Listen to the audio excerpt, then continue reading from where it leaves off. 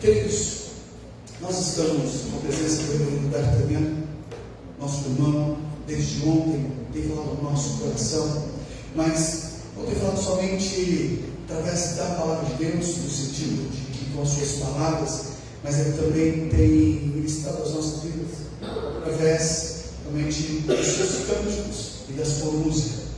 E nós vamos chamá-lo à frente, nós vamos orar por ele, né? E ele vai depois, seu tempo, apresentar a sua esposa, falar um pouco dele, trazer a sua mensagem, mas somente nós trazemos e deixamos ele falar a nosso coração através da música, através da palavra de Deus, sua música, realmente como palavra de Deus, a palavra de Deus, realmente que enche e transforma cada um. Breno?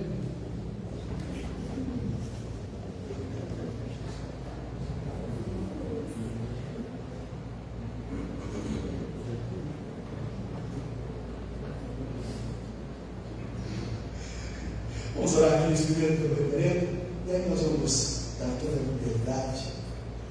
Sim, assim, as crianças vão ficar todo mundo aqui, porque a minha professora disse assim, eu quero assistir, então ela vai ficar aqui em casa assistindo, porque ela foi, sabe, hoje de manhã eu estava para ela, hoje à noite também ela, então todo mundo fica aqui, com o papai e com a mamãe, para mandar trabalho, tá bom?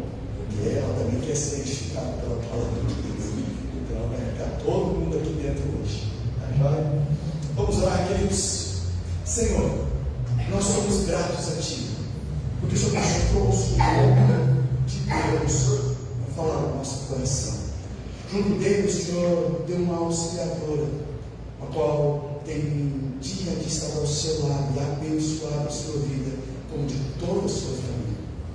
E hoje, Senhor Deus, nós podemos também continuar a ouvi-lo e pedimos ao Senhor que use também a sua vida, assim como o Senhor usou ontem e hoje de manhã nas nossas vidas hoje, como boca do Senhor, ministrando as nossas vidas, edificando, exortando, corrigindo, e saímos daqui exortados, edificados, saímos daqui, Senhor Deus, constrangidos pela Tua palavra, desafiados. Isso usa o Teu servo nas nossas vidas e o abençoe em nome de Jesus. Amém. Amém. Só um minutinho, nós vamos nos preparar.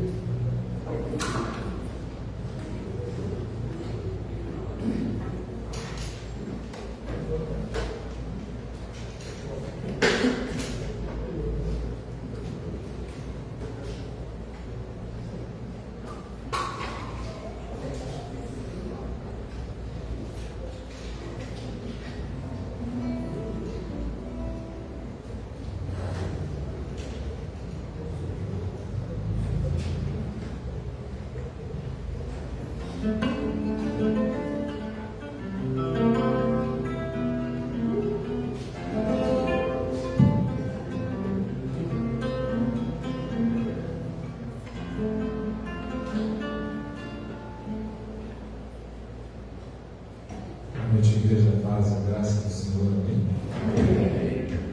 Bom, motivo só de gratidão, louvor ao Senhor por tudo aquilo que Ele é, e pelo privilégio que é poder levar a palavra dele cantada, ministrada aos corações, em alguns lugares. Agradecer ao pastor Flávio, sua casa, e essa parte da família de Deus que agora a gente conhece, abraça com todo mundo. Tem uma canção que fala de um homem rico chamado Miguel, e é interessante porque todo homem lamentavelmente é pobre até que ele seja rico na fé e rico em Jesus Cristo. Fora disso, todo homem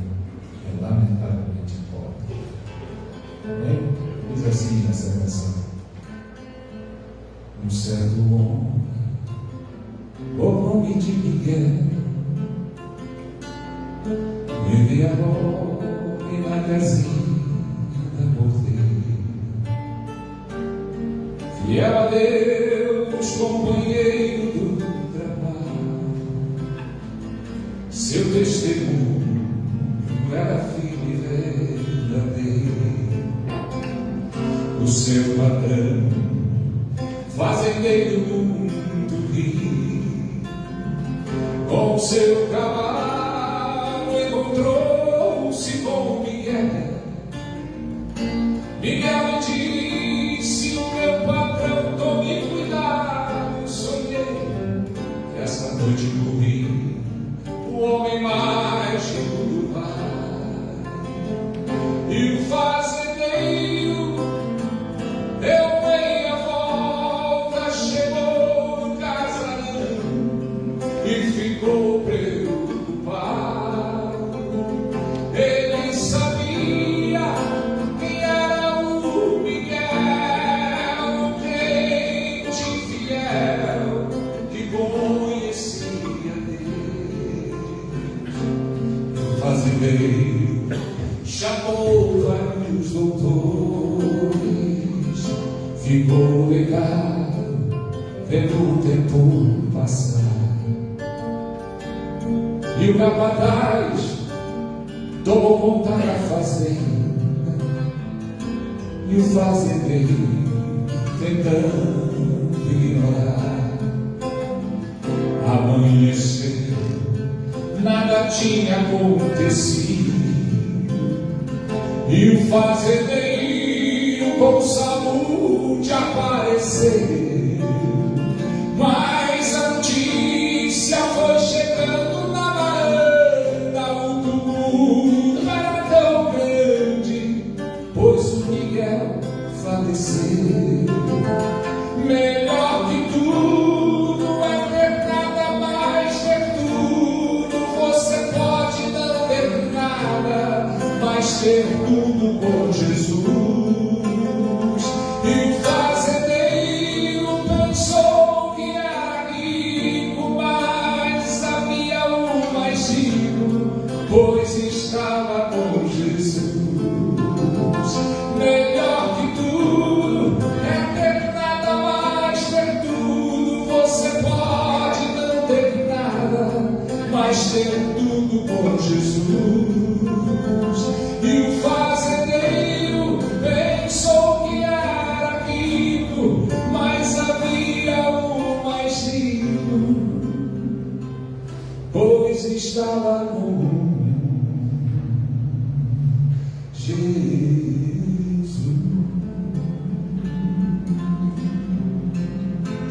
Esse é o mais rico do mundo. Quem é rico aqui? Amém. A palavra de Deus diz: eu amo os que me amam, os que de madrugada me buscam e encontram. Nós sabemos que na calada da noite, na madrugada, são tantas pessoas que entram em profundo desastre e colisão com a própria vida. Mas aquele que tem o Senhor, ele se prostra, ele busca, ele clama, e o Senhor ouve. Feche os seus olhos e comece a pensar nas coisas e nas tantas vezes que você clamou ao Senhor e pediu uma resposta. A resposta que você aguarda é esse Deus. É um Deus de resposta. Em alta madrugada eu venho te clamar, na esperança de te ouvir falar. Em uma madrugada, em outras madrugadas, eu venho aqui te procurar. Não sei por que não recebi a bênção. Eu quero te dizer que não vou desistir. Eu vou ficar aqui, eu vou te esperar. Disseste em tua palavra Quem te busca de madrugada te encontrará.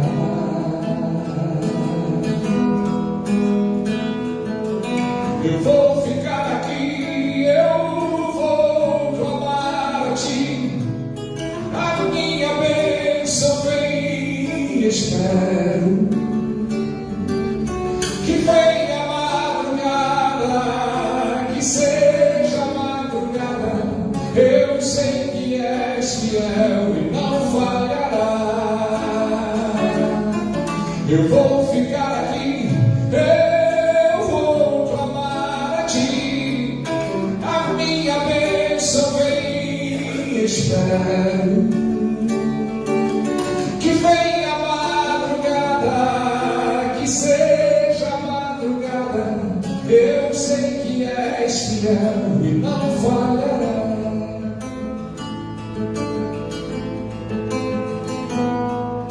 Naquela madrugada de horas tão amargas, que o choro fica preso na garganta. Eu sei, não adianta, mas tenho que esperar. Talvez assim venhas me visitar.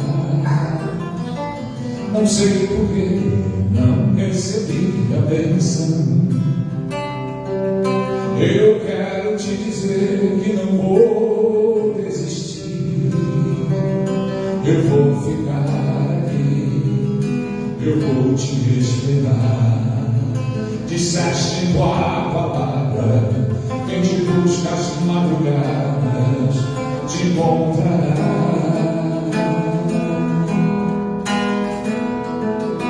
Eu vou ficar aqui, eu vou clamar a ti.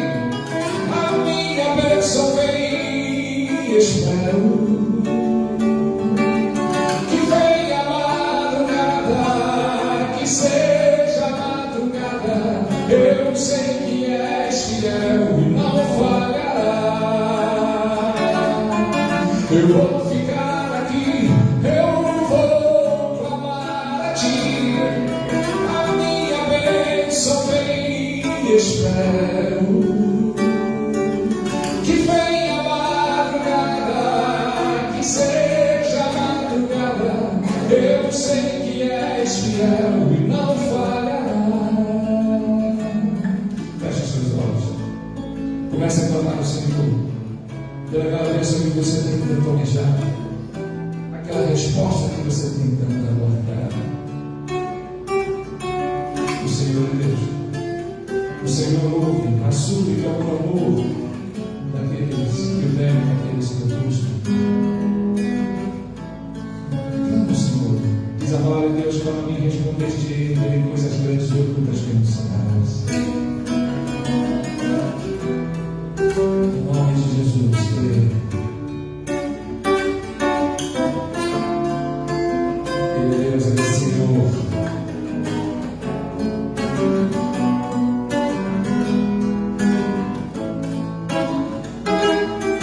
Eu vou ficar aqui, eu vou clamar a ti. A minha bênção vem e espero. Que venha a madrugada, que seja a madrugada. Eu sei que és fiel e não falhará. Que venha a madrugada, que seja a madrugada. Eu sei que Ele é fiel e te responderá.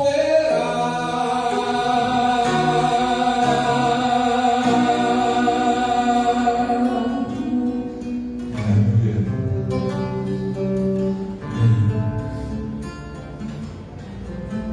Há uma canção que eu acho que ninguém conhece aqui.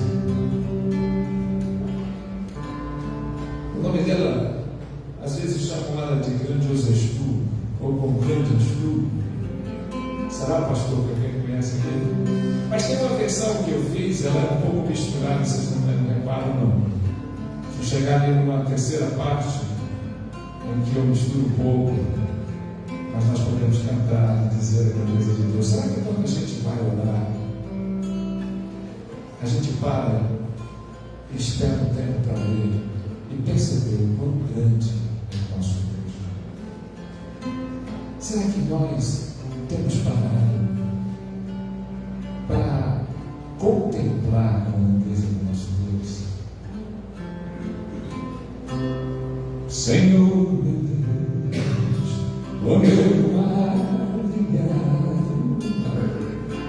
fico a pensar nas obras de tuas mãos, o céu azul de estrelas pontilhado, teu poder mostrando a criação. Então minha alma canta-te, Senhor, grandioso és tu, grandioso és tu. Então minha alma canta-te, Senhor, grandioso és tu, grandioso és tu.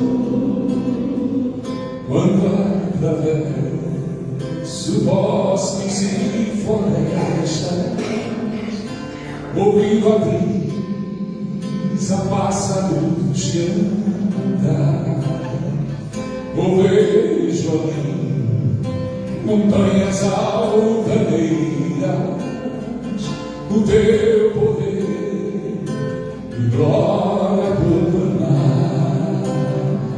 Então minha alma canta-te, Senhor, grandioso és tu, grandioso és tu. Então minha alma canta-te, Senhor, grandioso és tu, grandioso és tu, grandioso és tu. Jesus, Rei da verdade, nenhuma força pode te vencer. Aniquilaste as hostes da maldade e te assentaste à destra do poder. A ti devemos nossa gratidão. Grandioso és tu, Senhor Jesus, nos livraste da escravidão. Grandioso és tu, Senhor Jesus, cantará. Então minha alma canta-te, Senhor, grandioso és tu, grandioso és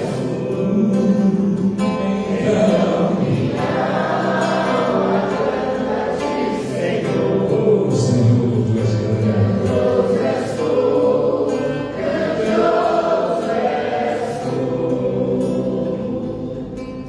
Então minha alma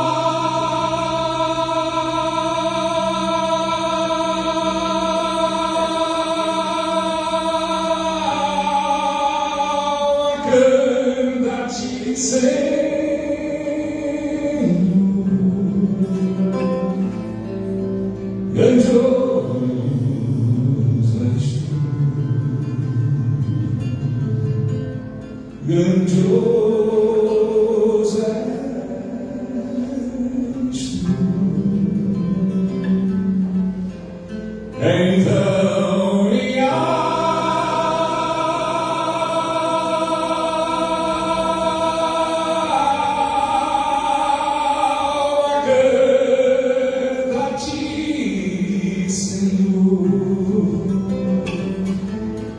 grandioso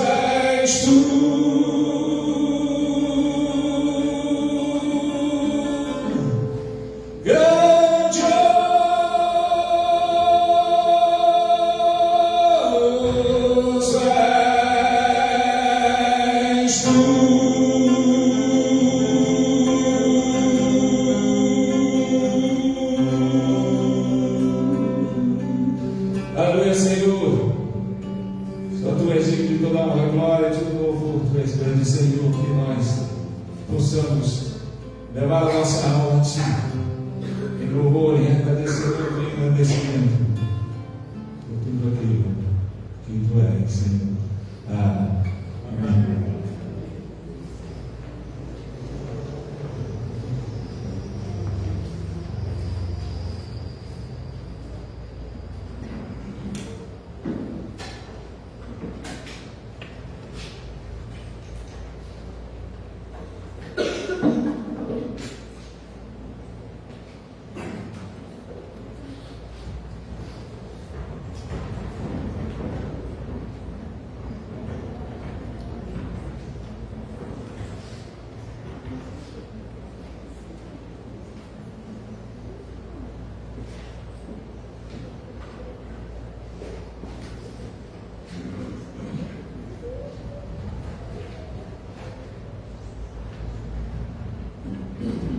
Queridos, os irmãos quiserem, a Helena D'Artagnan também tem um canal no YouTube, certo?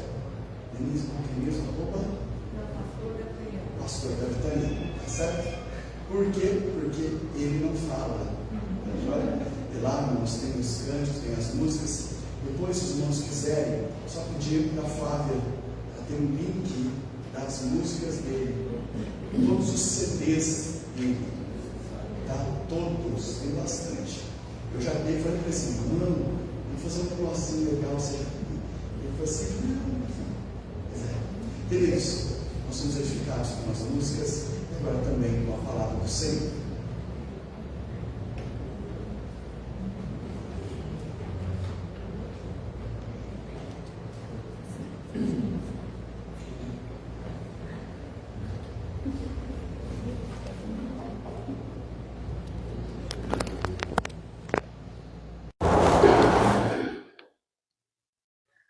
Amém.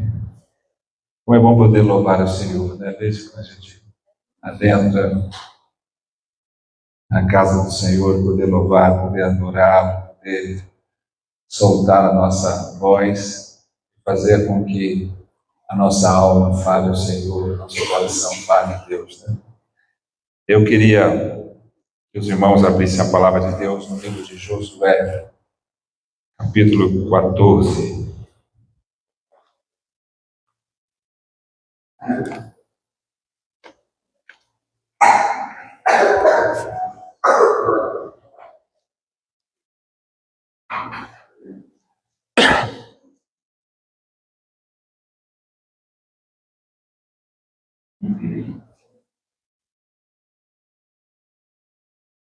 Josué, capítulo 14, a partir do versículo 6.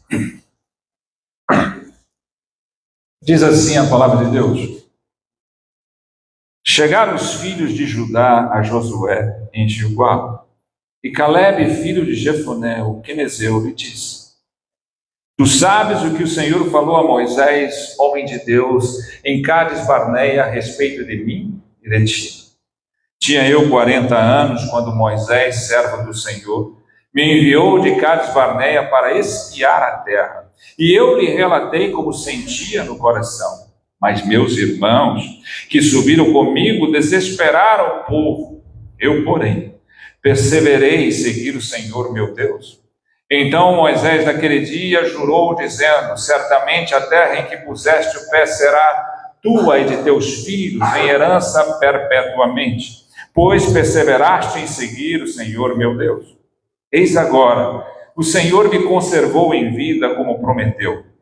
45 anos há desde que o Senhor falou esta palavra a Moisés, andando Israel ainda no deserto. E já agora sou de 85 anos.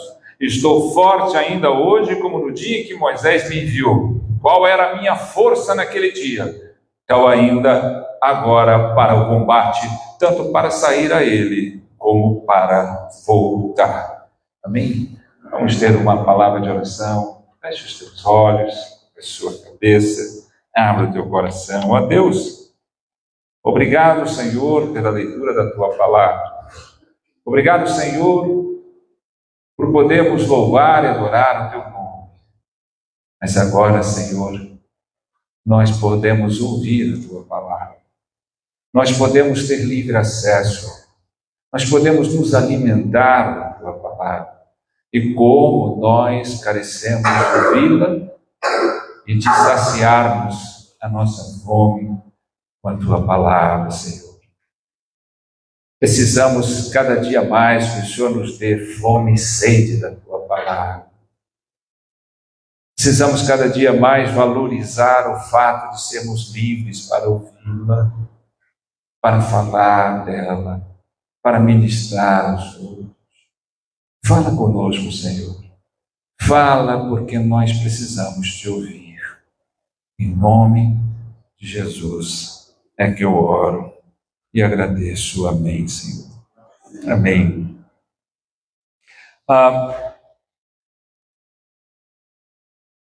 Nós temos falado nesses dias, e esse é o mês em que a Igreja Presbiteriana sempre está celebrando o mês da família. Falamos para casais, falamos um pouco hoje de manhã sobre família, sobre proteção da família contra a ruptura. E hoje eu quero terminar essa pequena jornada grande e honrosa que nós tivemos aqui nesses 2 dias, eu e minha esposa com vocês, falando também sobre algum aspecto que para mim é muito importante. Porque nós temos visto a deteriorização, a destruição dos valores a cada dia. Dos valores, dos princípios. Temos visto uma realidade muito cruel, muito triste em que atravessamos.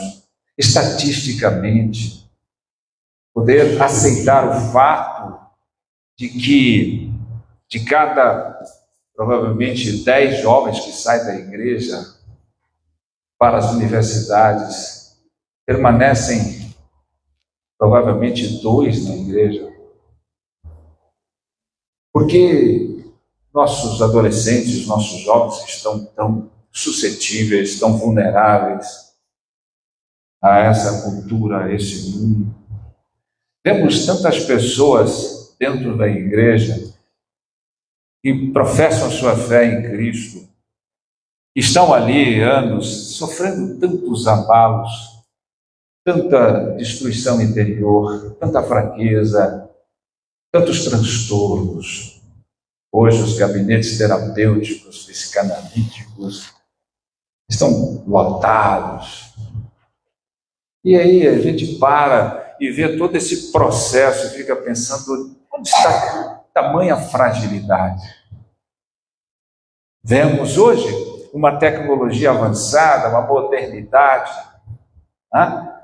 E vemos tantas coisas modernas, tantas facilitações, e ao mesmo tempo vemos uma longevidade aumentada a cada ano, né? As pessoas hoje com 80, 90 anos dirigindo, pessoas com 60, 70 anos adentrando as universidades, estudando, realizando.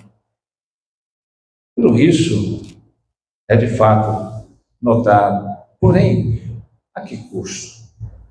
De que forma? Com que qualidade? As pessoas têm envelhecido bem. E aí eu não digo só sobre o aspecto físico, estético, mas sobre principalmente seu aspecto interior. Se crescemos, se aumentamos a capacidade de estender a nossa vida, nosso tempo, portanto, estamos cada dia mais em frangalhos, cada dia mais destruídos, cada dia mais enfraquecidos. Por quê? É claro que eu não quero aqui hoje ser um desses que descobre a roda, né? Não ser o simplista, nem tenho essa arrogância, prepotência, mas uma coisa me chama muita atenção sobre esse aspecto, né? É a desordem da nossa vida interior. o fato de que o pecado corrompeu e distorceu a ordem natural das coisas. E por isso, por mais que tenhamos crescido na tecnologia, nos avanços, na modernidade, por dentro estamos cada dia mais fracos, mais vulneráveis, mais débeis, mais superficiais. É um fato. E quando eu olho esse texto, porque chama atenção, o homem chega diante de Josué, Caleb, nós sabemos, aqueles que conhecem bem a história, que dos 12, que foram selecionados, príncipes das tribos, por Moisés para espiar a terra da promessa, Canaã,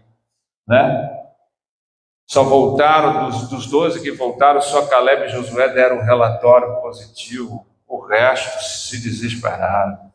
E a Bíblia é clara dizendo, porque em Caleb e em José houve outro espírito, e eles perseveraram em seguir o Senhor os abençoou, e o resto foi destruído. E aqui eu trago uma perspectiva da nossa realidade, porque como um homem que agora diz, com 85 anos, diz, eu estou tão forte hoje como estava há 45 anos atrás. Eu estou tão capaz hoje como estava lá atrás. Será que isso é possível? Diante dessa realidade que nós estamos? E aí é fácil observar certas coisas. Quando o Caleb vai confrontar Josué a respeito da sua parte das terras da promessa pela qual ele queria conquistar, ele relembra Caleb, e esse eu tenho falado aqui que é algo interessante, que nós mais precisamos ser lembrados do que sermos instruídos. Muitos sabem, poucos sentem. Eu espero que vocês possam sentir mais a cada dia e possam sair daqui hoje mais ainda. Em nome de Jesus. Olha só o fato, Ele diz, eu tinha 40 anos e Moisés, servo, me enviou a Cades-Barnea para espiar a terra. Eu lhe relatei como sentia no coração, mas meus irmãos subiram comigo, desesperado o povo. Eu, porém, perseverei de seguir o Senhor, meu Deus. Olha que coisa interessante. Eles foram chamados para espiar a terra e ele espiou a terra, deu relatório, a terra era linda, maravilhosa. De fato, ela era muito mais do que Deus disse. Como Deus nos promete, as promessas de Deus, e a gente não alcança esse nível de percepção, por mais que a gente tente, mas que é muito maior. O fato é o seguinte, o que tem acontecido com a população, com a humanidade hoje em dia? E aí eu vou lá para o Sermão do Monte, onde Jesus vem falando sobre a questão do tesouro, aonde está teu tesouro aí, teu coração. E aí depois ele fala sobre os olhos a luz são a lâmpada de todo o corpo, os teus olhos forem bons. E aí ele fala sobre os dois servos, servir a Deus e as riquezas, você não pode. E aí eu percebo, porque quando a gente fala sobre o ser interior, sobre a nossa alma, ela é composta de mente, coração e vontade. E essa é a ordem. Essa é a ordem. Mas aqui Jesus já está mostrando a ordem pervertida, invertida que o pecado trouxe a nós. Pois o coração na frente, a mente, quando ele está falando, se teus olhos forem bons, todo o seu corpo será luz, ele está falando de mente, de capacidade de percepção, de entendimento. E ele está falando de servir à vontade. Ou seja, Jesus está mostrando que o pecado colocou o coração comandando. E esse é o fato. Não é mais a mente comandando o coração e o coração determinando o comportamento. É o coração comandando a mente e a mente descomandando o comportamento. Por isso é que esse comportamento tem sido totalmente errado. Porque quando o coração comanda, e o coração é formado pelas emoções, pelos sentimentos, pelas volições, E ele está comandando. Essa é a inversão que o pecado aconteceu. Aí você pergunta, como é que é isso? Sim, é a mente, é a capacidade de enxergar, de perceber, de raciocinar, que faz com que nós tenhamos verdadeiramente a nossa casa interior em ordem, capaz de resistir ao mundo e fazer diferença. E nós não estamos fazendo porque nós estamos percebendo isso na prática. As pessoas acham que ser racional é ser frio, calculista. Não, a racionalidade não traz isso. A racionalidade coloca em ordem, harmonia os sentimentos, as sensações, as emoções, para que elas equilibradas possam determinar bons e perfeitos comportamentos. Mas o contrário distorce tudo. Por isso é que todo mundo está querendo, eu quero ser feliz, é minha emoção. As escolhas, quando elas são vindas do coração, elas são destruidoras. Já viu aquele ditado que diz assim, faça o que o teu coração mandar? Que coisa mais terrível, porque do coração, aqui, olha a fonte, o coração é enganoso e extremamente corrupto. É aí que vai determinar a sua escolha. Não, tem que partir de uma percepção, de um entendimento. Por isso Jesus falava em parábolas, não para você sentir, mas para você enxergar, perceber, discernir. E aí que está a diferença, meus irmãos. Olha o que Paulo fala em Romanos capítulo 12, versículo 1 e 2, né? Ofereçais os vossos corpos como sacrifício vivo, santo e agradável ao Senhor, que é o vosso culto emocional. É assim? Racional. Não tem emocional. É racional. Está cheio de igrejas emotivas, emocionadas, fazendo cultos emocionais e oferecendo cultos emocionais sem razão, sem percepção, sem entendimento. E ele não termina aí, e diz, e não vos conformeis com este século, com esse mundo, mas transformai-vos pela renovação da vossa, para que experimenteis a boa, perfeita e agradável vontade de Deus. Alguma hora ele falou em emoção aí. Quem está comandando? Aonde está a transformação? Parte da onde?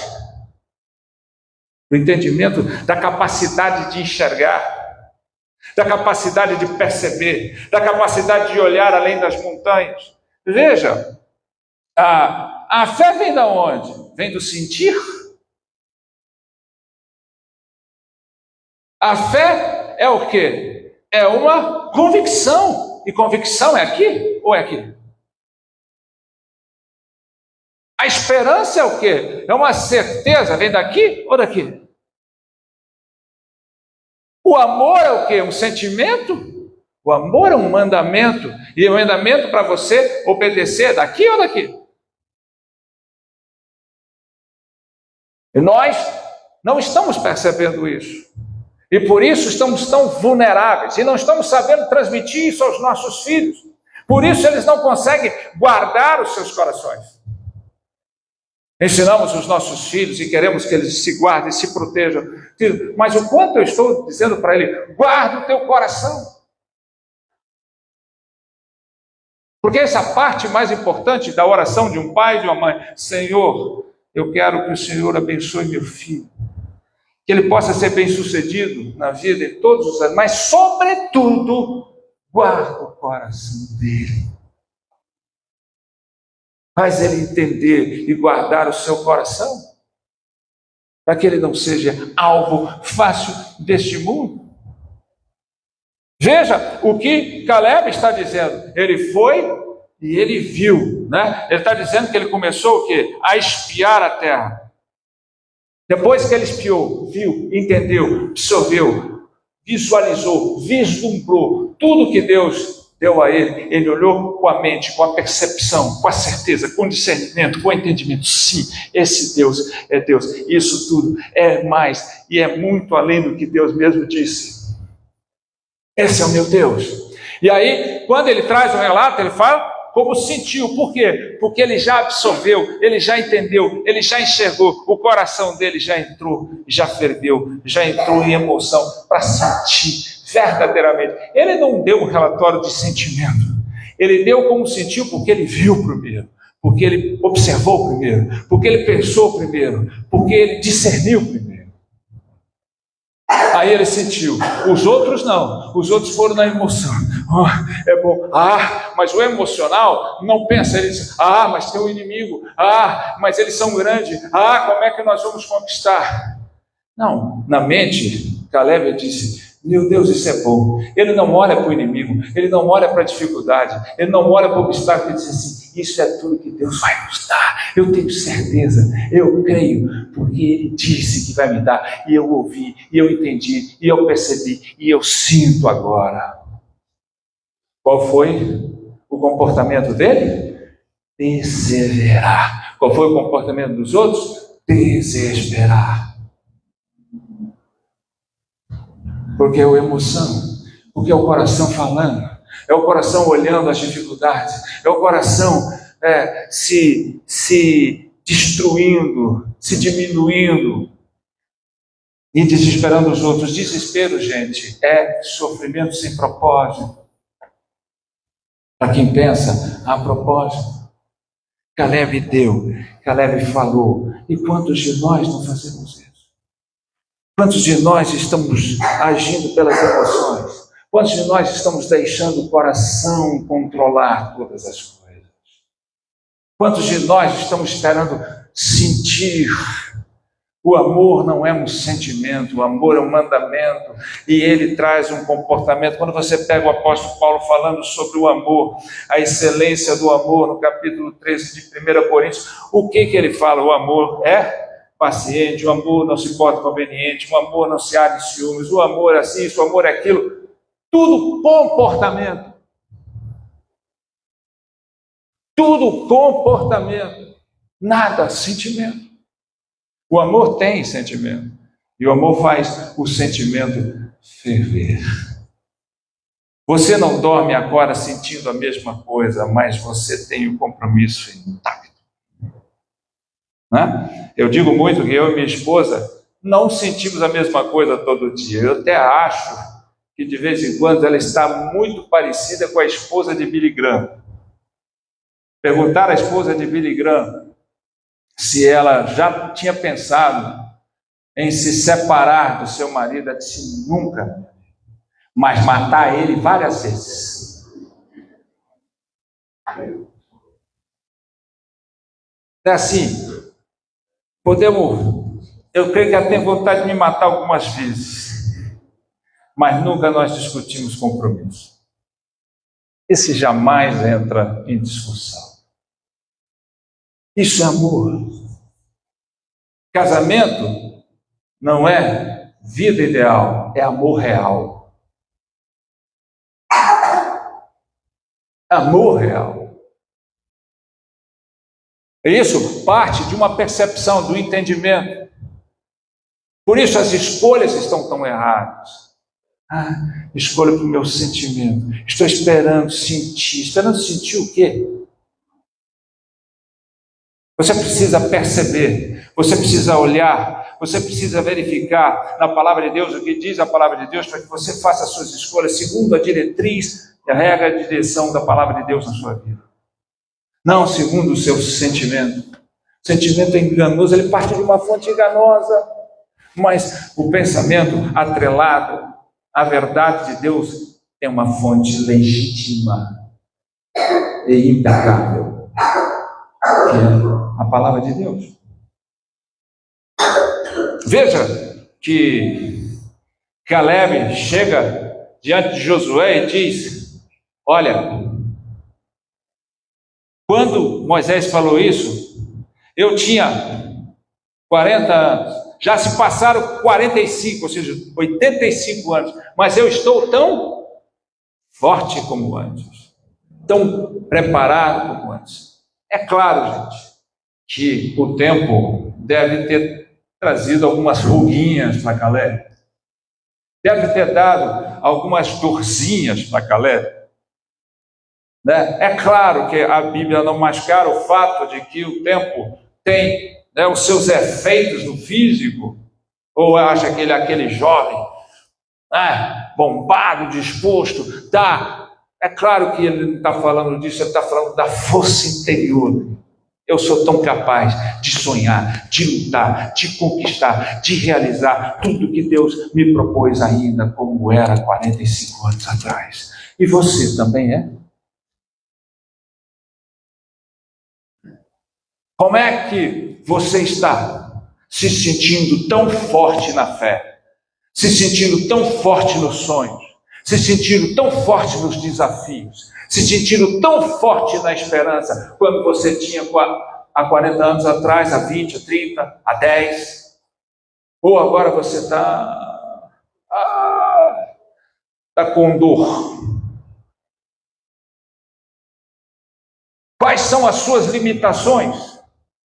Elas podem ser físicas, mas jamais espirituais. Por que parou de sonhar? Quando o discurso de Joel, né? Quando Pedro faz o discurso de abertura da igreja, em Atos dos Apóstolos, lembra a profecia de Joel, né? Vossos jovens terão visões, vossos velhos sonharão sonhos. Velho, cuja mente não comanda, não tem sonho, tem insônia e pesadelo.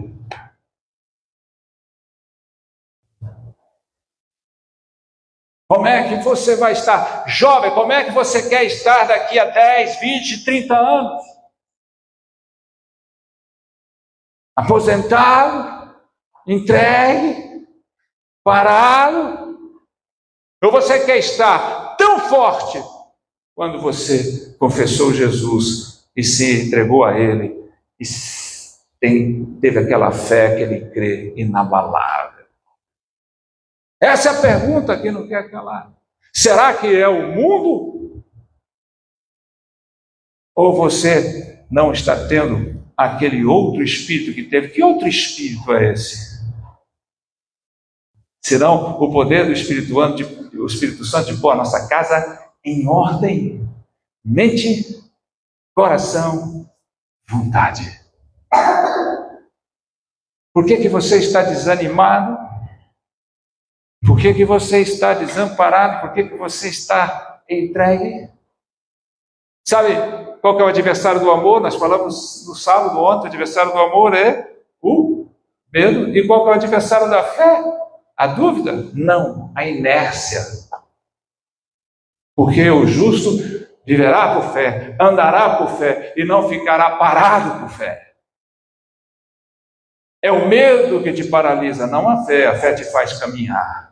A fé te faz dar passos firmes na direção da conquista das promessas de Deus. Então, essa coisa de aceitar muito calmamente ou desesperadamente, ou de alguma forma, os efeitos nocivos que o mundo tem causado nas famílias, tem grande erro em nós. Porque não estamos pondo a nossa casa em ordem.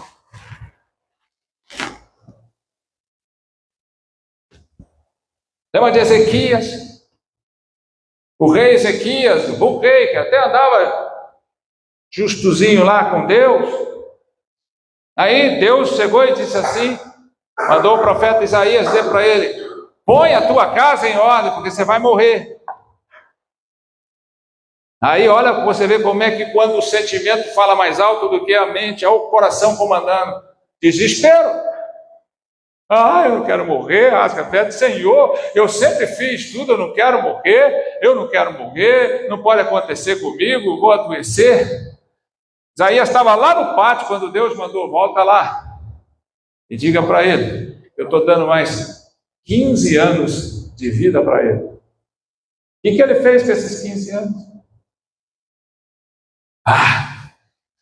Foi lá e recebeu 2 mensageiros da Babilônia, abriu os tesouros, abriu o templo, mostrou tudo. Isaías chega para ele e diz: o que é isso aí? Quem que são esses? São dois caras lá da Babilônia que veio, me elogiou, mostrei tudo. O que você fez? Mostrei tudo para eles. escancarei minha vida, estou feliz da vida, tem mais 15 anos de vida, eu morrer, não morro mais, olha que emocionante, estou feliz. Aí Isaías diz para ele, por causa disso, eles vão vir aqui, a Babilônia vai vir aqui, vai destruir Israel, vai destruir o templo, vai levar os seus filhos como eunuco, depois que você morrer. Qual foi a resposta de quem anda por coração e não pelo pensamento de quem não entendeu por acaso em hora? Boa essa palavra, hein? Quer dizer que vai acontecer depois que eu morrer? Estou nem aí.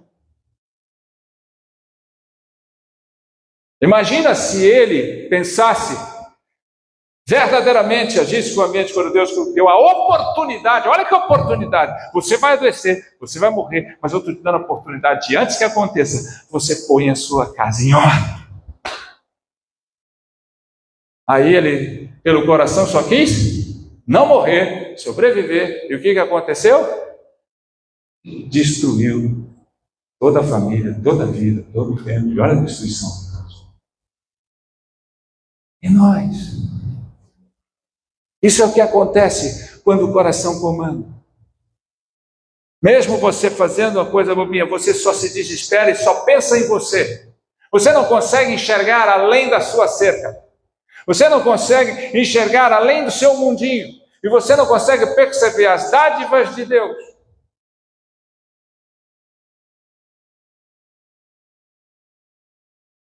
Lembra daquele oficial lá de Roma, quando ele foi ter com Jesus para curar o filho dele que estava doente? Eu quero que o senhor vá comigo lá em casa, eu tenho vendo que o senhor faz esses sinais, porque meu filho está morrendo, estava morrendo doente. Ele tinha viajado, ele tinha saído de Jerusalém, foi lá para Galiléia para encontrar Jesus, para pedir para Jesus ir com ele, para levar. Certamente ele levou ele levou uma limusine para buscar Jesus, para levar para a casa dele. Era um cara rico, um cara poderoso, um cara de status, mas não tinha recurso. Agora, Jesus, vamos comigo. Jesus disse assim: vai, teu filho vive.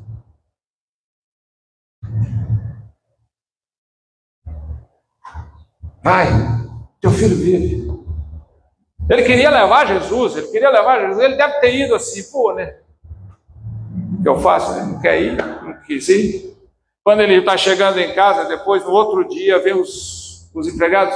E ali, meu filho, seu filho melhorou, sarou, curou. Quando? Naquela hora tal. Foi a hora que Jesus disse: vai, que teu filho vive. Olha que coisa interessante. Primeira coisa, né? Às vezes quando a gente age pela mente, quando a mente comanda, quando a gente entende e quando a gente tem a convicção certa e a ordem certa, ele vai entender que as aflições não são sempre algo ruim. Se aquele homem não tivesse a aflição do seu filho, porque termina aquela passagem dizendo que ele e a sua casa creram na palavra do Senhor Jesus. Converteu ele e a casa. Se aquele homem não passasse pela aflição da doença e da possível morte do seu filho, não teria salvo ele nem a casa dele. Outra coisa importante foi que nós pensamos que ele pensou que só iria curar se levasse Jesus com ele. E o texto mostra que a palavra do Senhor tem tanto poder como sua presença.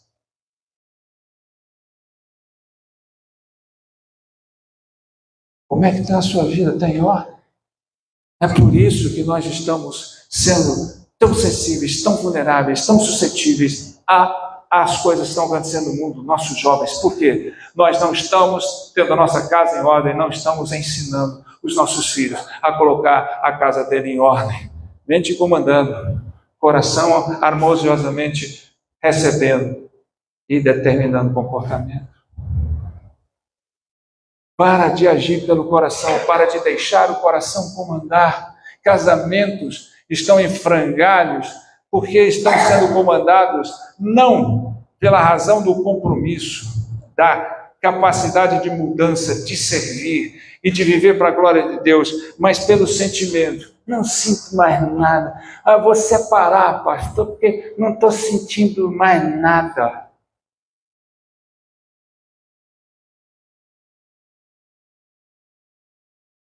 Você perdeu a razão, você perdeu o valor do compromisso, você perdeu a percepção de que o compromisso faz brotar o sentimento e não o contrário.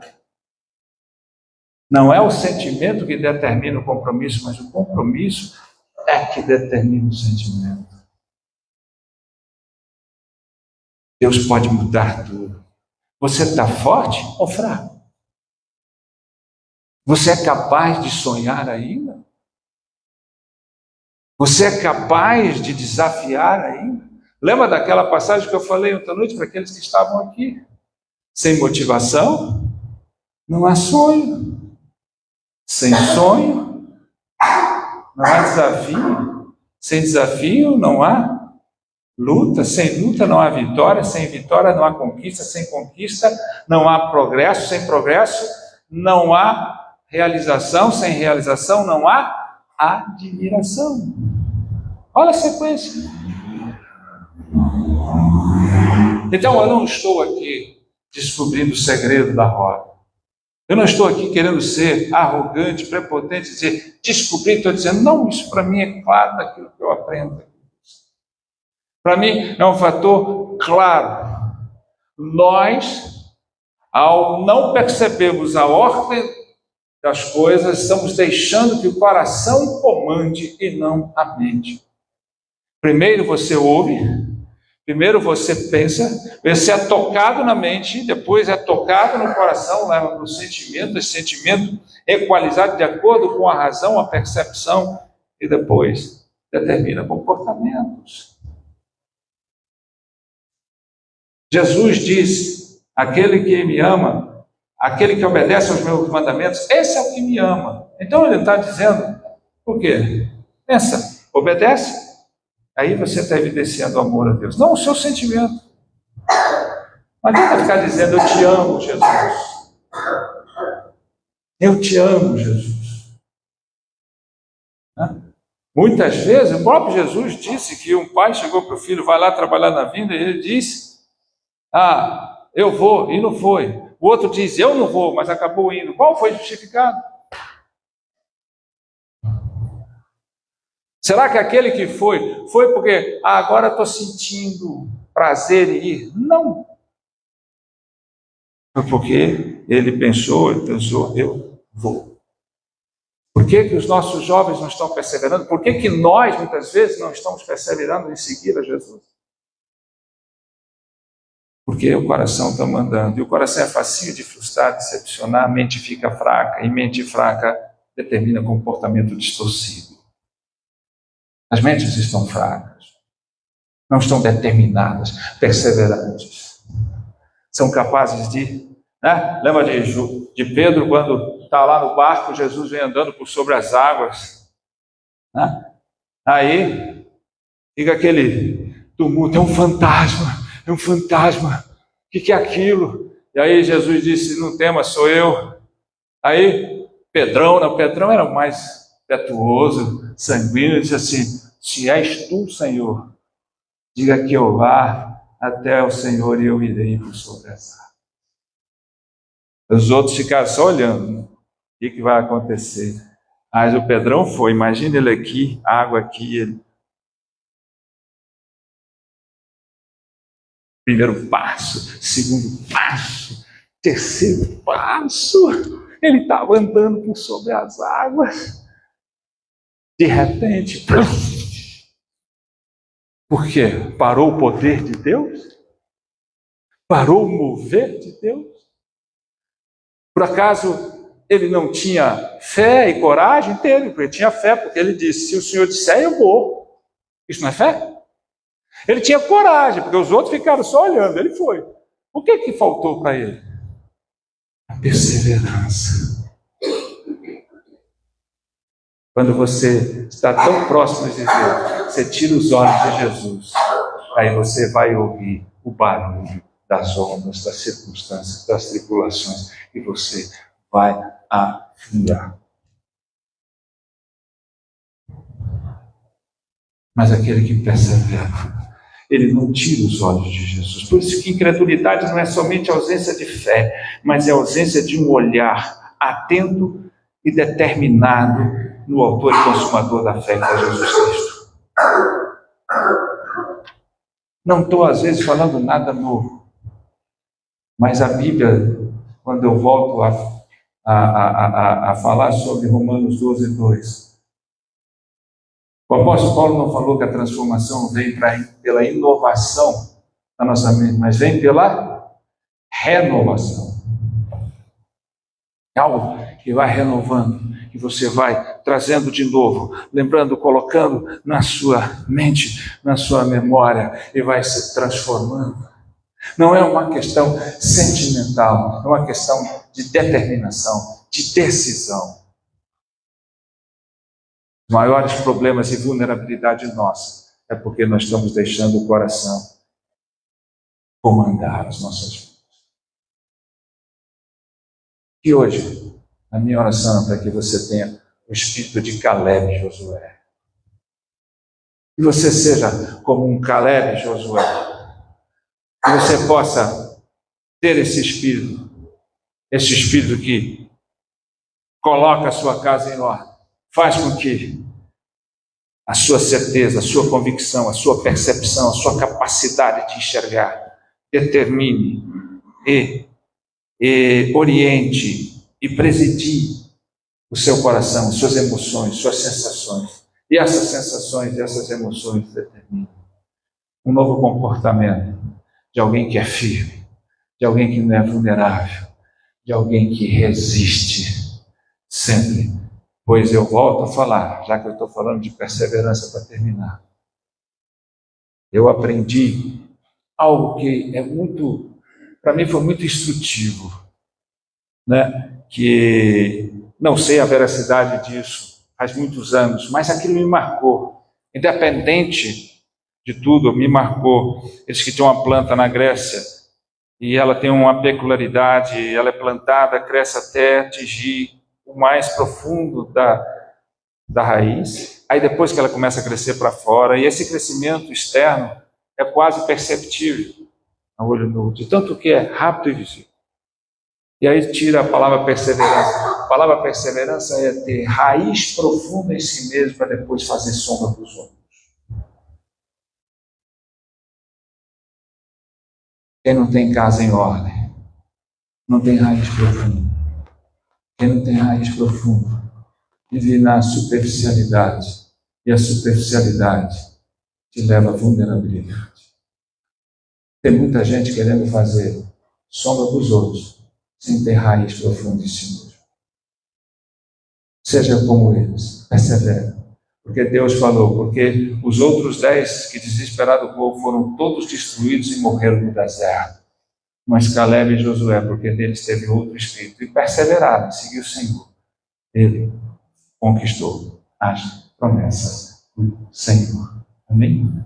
Em nome de Jesus, eu espero que você entenda essa mensagem, que você receba essa mensagem, que você sinta essa mensagem na sua mente. A falar como Jesus falou, né? Você entende o que eu disse? Primeiro aqui. Você entende o que eu estou dizendo? Aí você vai, sinta e faça. Vamos ficar de pé. Vamos orar ao Senhor.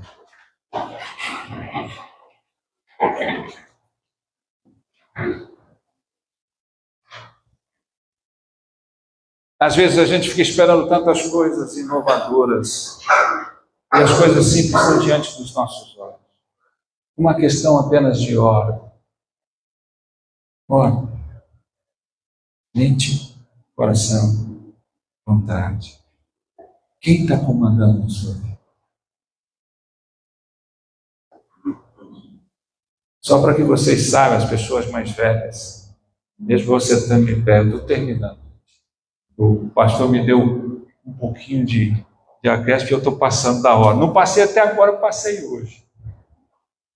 mas na região ali perto de Patrocínio, da região da igreja presbiteriana do reverendo Roberto Brasileiro, ali, a região de Patrocínio, da família do meu pai, ali tinha perto ali na Serra Negra um hotel famoso antigamente, e os turistas iam ali, né? E eles visitavam, e tinha um velho, um ermitão lá, que ele não falava com ninguém, ele vivia no sítio, fornecia legumes e frutas lá para o hotel, e não conversava com ninguém. E aí tinha um grupo de mulheres quase não têm curiosidade, juntas então toda a curiosidade aumenta, né?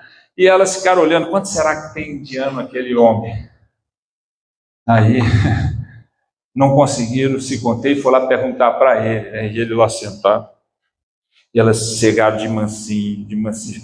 Lá, eu não lembro o nome dele, mas vamos dizer que é o senhor José. Senhor José? Pois não. Boa tarde, o senhor nos desculpe. Nós estamos tão curiosos aqui, e o senhor nos perdoe a indelicadeza, mas nós queríamos perguntar, quantos anos o senhor tem? E ele olhou para elas e falou assim, não sei não, senhora. Aí ela, o senhor não sabe quantos anos o senhor tem? Não sei não, senhora. O senhor sabe o dia que o senhor nasceu? Sei, sim, senhora. O dia que eu nasci, eu sei. O senhor sabe o dia que o senhor nasceu? O senhor sabe contar? Sei, sim, senhora. Sei contar também. Mas o senhor sabe o dia que nasceu? O senhor sabe contar? Então o senhor sabe quantos anos o senhor tem? Não sei não, senhora. Como o senhor não sabe quantos anos o senhor tem? Ele disse, quantos anos eu tive, eu sei, mas quanto eu tenho, só Deus sabe. As coisas simples são assim, né? E é uma pura verdade, né? Eu não sei quanto tempo eu tenho, nem cada um de vocês, mas Deus sabe. O que eu posso dizer é que nesse tempo que eu possa ter, que a minha força seja tão grande quanto eu sempre tive em Deus. Essa é a força que não diminui com o tempo. Ó Deus, obrigado pela Tua palavra nessa noite, Senhor. Obrigado por esse tempo que o Senhor nos permitiu e o privilégio que eu tive de participar deste tempo aqui, juntamente com essa igreja amada, Senhor, e poder abraçar mais um pedaço da Tua grande família, Senhor. Obrigado, Senhor, porque todo momento a Tua palavra, o Teu Santo Espírito vem nos lembrar, vem nos exortar, vem abrir os nossos olhos para enxergarmos muitas vezes, Senhor, de que grande parte das coisas que acontecem conosco como família, das coisas que têm acontecido com os jovens, da falta de perseverança, da desistência, do desvio, do fracasso, da fraqueza, está, Senhor, por não entendermos que a nossa casa está em desordem provocada pela queda e pelo pecado. Senhor, põe a nossa casa interior em ordem, que nossa mente comande o nosso coração, e o nosso coração determine o nosso comportamento, e não o contrário.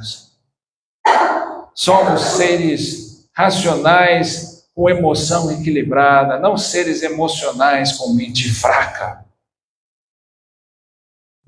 A fim de que verdadeiramente, Senhor, nossa mente esteja tão fortalecida para não nos conformarmos com este mundo, mas transformarmos dias a dia, até nos tornarmos, Senhor, perfeitos ou caminhando para a perfeição como o nosso Senhor e Salvador Jesus o é.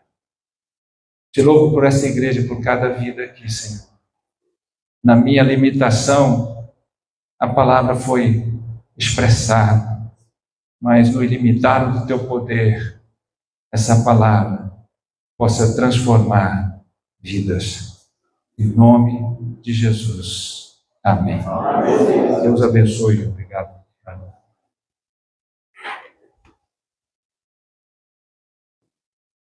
Deixa eu passar. Nós expressamos aqui a nossa gratidão, família do reverendo.